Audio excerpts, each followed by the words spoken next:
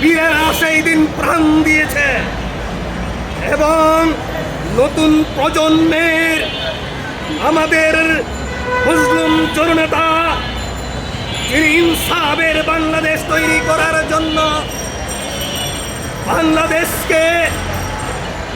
বাংলাদেশের মানুষকে ইনসাফ তৈরি করার জন্য যিনি প্রাণ দিয়েছেন হাদি ওসমান।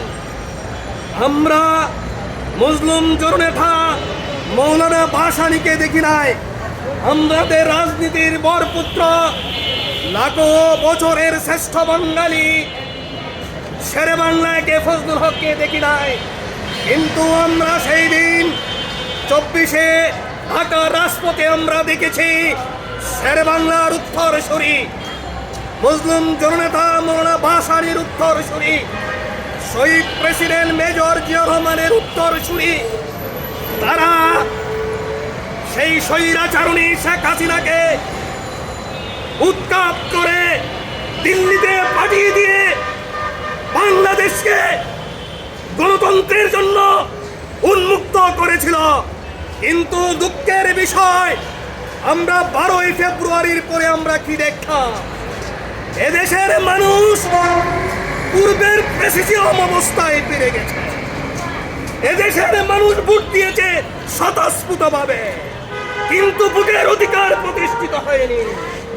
কিছু আমলা এবং নির্বাচন কমিশন ইঞ্জিনিয়ারিং করে এই ইন্টারিম সরকারকে কলঙ্কিত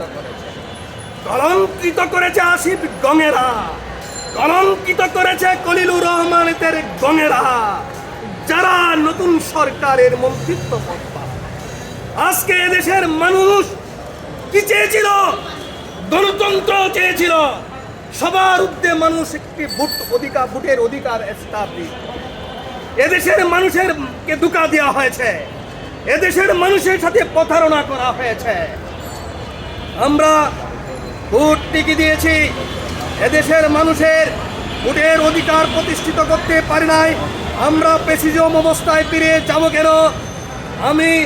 আমি সহ এদেশের 18 কোটি মানুষ ধারণা করে যে শহীদ প্রেসিডেন্ট মেজর জিয়া রহমান এবং মমতা বইমা খালেদা জিয়া এদেশের মানুষকে ধারণ করতেন, এদেশের মানুষকে লালন করতেন। আজকে তার সুযোগ্য পুত্র একটি দেশের আশ্রয় প্রশ্রয় কেন নেবেন? উনি এমনিতেই পাস করবেন, কারণ উনি শহীদ প্রেসিডেন্ট মেজর জিয়া রহমানের পুত্র। উনি কেন কনফিডেন্স থাকতে পারেন না?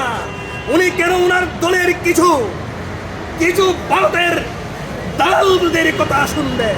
উনি শুনবেন শ্রমিকদের কথা, উনি শুনবেন কৃষকদের কথা, উনি শুনবেন আপামর জনসাধারণের। উনি কেন মুষ্টিময় মানুষদের কথা শুনে এদেশের মানুষের সাথে বেঈমানি করেছে? 4 কোটি মানুষ ভোট দিয়ে এবং জুলাই শহীদের সনদ কার্যকর করার জন্য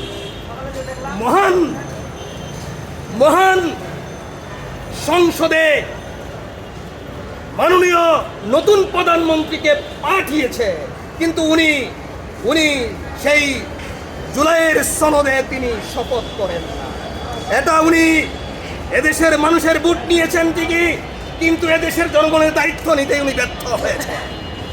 অনুরূপভাবে উনি এদেশের মানুষের সাথে বেঈমানি করেছে।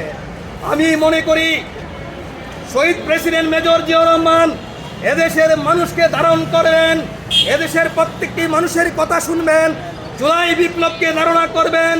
জুলাই বিপ্লব না হলে আপনিও ফিরে আসতে পারতেন না। আজকে আপনার মাও সেই কারাগারে মৃত্যু হতো। আমার